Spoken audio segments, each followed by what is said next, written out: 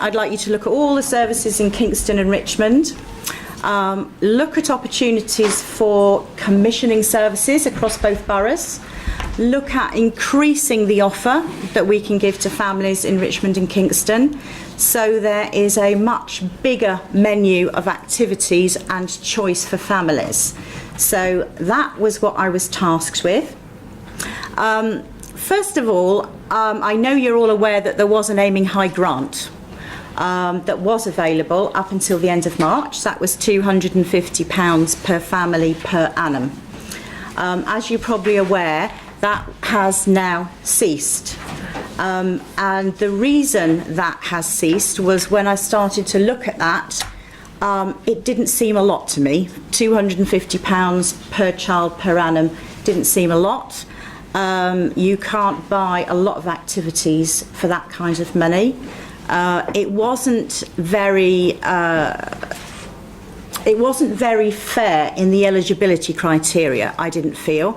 I didn't feel it was open to all disabled children, young people. You had to be on the register, and I don't agree with that. And I just felt there needed to be a more transparent way of organising short break activities and offering more to families. So, your child, every one of you, all your children are eligible. Let me say that first and foremost, okay? Your child does not have to be on the disability register. They do not have to have a full diagnosis necessarily.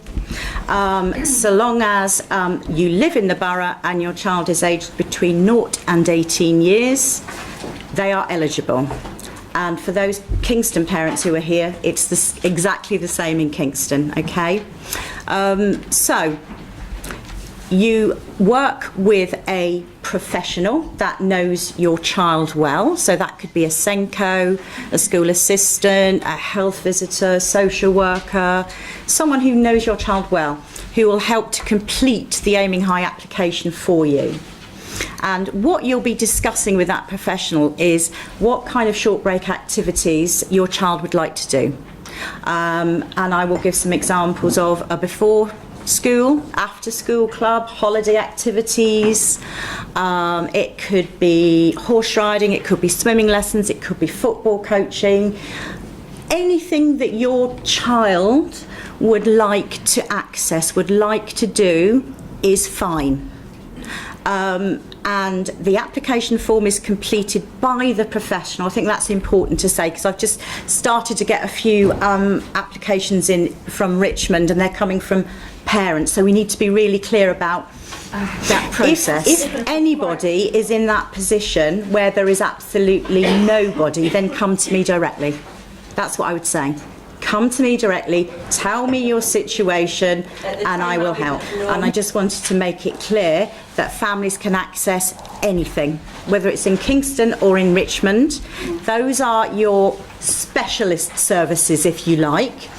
So I think some of your children, young people, perhaps won't want to access specialist services, which is why we've got the general Aiming High pot of money, so that your child can choose what they'd like to do and we can fund it. It's an application for funding. I want to get out of the word grant, really, because we've finished the grant.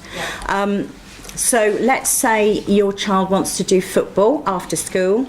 We will fund 2 sessions a week of that, or you can do weekend activities, and you can do holiday activities, okay? We allow approximately £500 per child per annum, and that's an approximate figure. Some children, as we know, will need more support than that, and that will be looked at.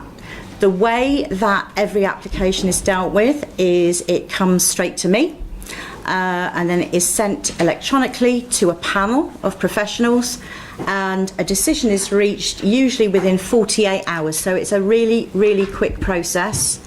And then I go back to the professional who made the application and inform them of the decision. And the invoices are sent directly to me for payment. So parents are not involved at all in any of the payments. They don't have to worry about paying for anything because the invoices come to me. You can apply at any time throughout the year. But it's only holiday activities that have deadline dates. So you could come to me in the middle of a school term and decide that you want a couple of sessions of after school club until the end of that term, and that's fine. It doesn't have to be at the beginning of a term. Okay, so that again, flexibility.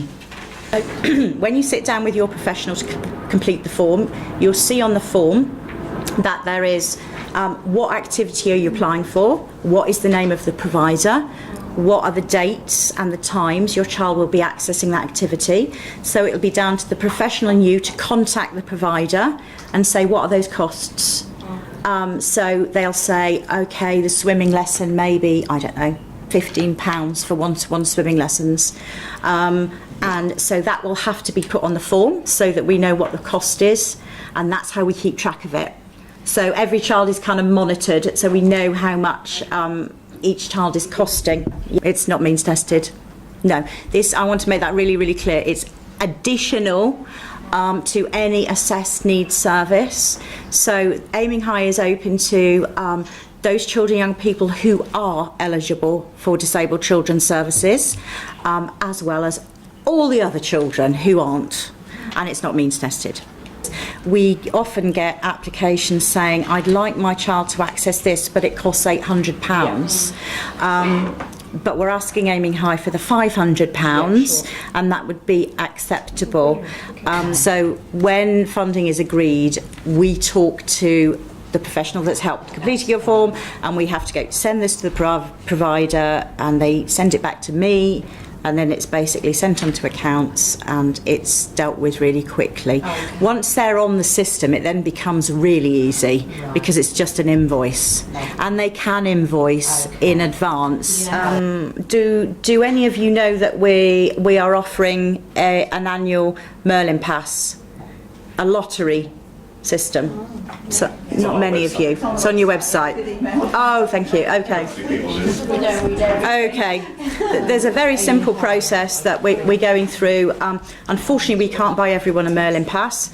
It's impossible. But what we have done is offer the chance for once a month, a family in Richmond and a family in Kingston can win a family Merlin Pass. So it's not just the pass for the child, it's up to 4 others, so a whole family pass, which is really good. And that's easy, that can be filled in by a parent. It's just one side of A4, and that's sent to either Jodie in Richmond or David Arrow, our the inclusion officer in Kingston.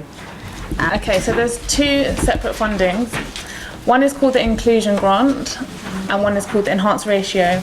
They're very similar, and the easiest way for me to explain it is to explain the Enhanced Ratio first. So the Enhanced Ratio grant is, you're all eligible for it, because as Caroline already said, it works the same way as the individual funding, Aiming High individual funding for children. So you don't need to be on the disability register, you don't necessarily need to have a diagnosis, and again the application needs to come from the provider for similar reasons. So the way that it works is it's funding for mainstream activities. So if your child is interested in football, swimming, I've had applications for sailing, horse riding, rock climbing, pretty much anything, as long as it's mainstream, you can apply for the funding for an additional support worker to support your child within that setting and during that session. The inclusion grant is exactly the same, but it's for parents who are working or studying whilst their child is attending that session. There's no other difference between the two. So with the funding, as Caroline mentioned, we can also provide training. So one of the questions that came up was, will these people who are going to be running the sessions be trained and be able to support the child adequately?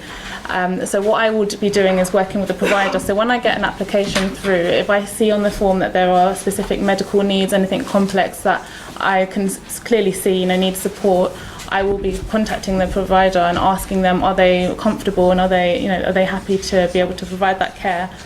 Most of the providers in Richmond so far have been absolutely fine with that and haven't actually needed any training because they've already been on training themselves. And also most of the providers already know the children. I've only had a few applications that are for new providers that have not actually met the child yet. The reason I'm explaining that is because, again, the application needs to come from the provider, and if the provider doesn't know the child, then they will need your support to fill in that form. I'm happy to also support that too, and also happy to have a meeting with you both if you felt that was necessary, because we want to provide the best support we can for the child, and therefore it's best if we all communicate, we're all on the same page and we all know exactly what the child's needs are. So once the application is filled out by the provider and with the support of both myself and the parent if needs be, that comes to me and it goes to the panel, again the same as Caroline's grant, and it goes to 4 people, including myself. A decision is made and the provider is informed of the decision. The provider then can inform the parent. What I have been doing recently is also being in close contact with the parent, because I do feel that it's necessary for us to have that communication because it's so new as well, and I want parents to feel supported in this as well. And it's worked really well so far, so I'm really happy for you to be in contact with me. My contact details are on the forms, and any questions you may have regarding the funding, any feedback you may have as well, which is really important, you can email me, call me, I'm really happy to discuss it with you. What I've also been doing is trying to visit all of the providers. So once the funding is agreed, it's usually at the moment been for after school clubs and for holiday play schemes. I will arrange a visit to go down and meet the child whilst they're at the setting, meet the provider and their support worker. If it's a holiday play scheme, it's not necessarily always the same support worker, so it's really good for me to see how that's actually being managed as well. And if the parent's comfortable with that too, if they're not, we try to work around it. So far I've visited stables and after school clubs as well as holiday play schemes, and if it is something a bit further out, like we was talking about out of borough, I'm happy to visit them too. And if you'd like to come along and if you'd like to be present as well, that's absolutely fine. And if it's something that's later on in the evening, again, that's fine, we'll be flexible with that too. The funding is again for 2 days per week. So for example, if there is a football session that goes on, say 5 days per week, and you want to top that up, that's absolutely fine. And the support worker as well, if they are happy to continue that too, and obviously you'd have to sort out the funding to the club privately, then that's fine. And we've had lots of questions about that, and I'm happy to support the parents in working that out with the provider as well. So for example, on the form, okay, so when the provider applies, when they apply through the enhanced ratio, I will always say to them, okay, is the parent not working then? And they say yes. Or if they say no, they actually are working, then I say that's absolutely fine. I don't make them fill out another form, I actually just make sure it goes through the inclusion grant, and next time I put it through that straight away anyway. It's simply so that it comes out of 2 separate pots of money. So you can use Caroline's funding to pay for the place. So for example, if they're going to an after school club, that will pay for the set price per day. If it's mainstream, then you can also apply for the additional support staff that would support your child whilst they're there. So if Aiming High funding is paying for the place for 2 days a week and you want to access mainstream another 2 days a week somewhere else, then that is possible. We've got a list of specialist activities, and actually canoeing and kayaking has been commissioned, and that's on your list, and that's available in Richmond and Kingston. So he can access that, or you can source it yourself and then apply for the Aiming High funding. And what Jodie is working on now, it would be helpful to say, I think, is that she's working on an activities directory, and what it is a very accessible document which lists every single short break activity in the borough.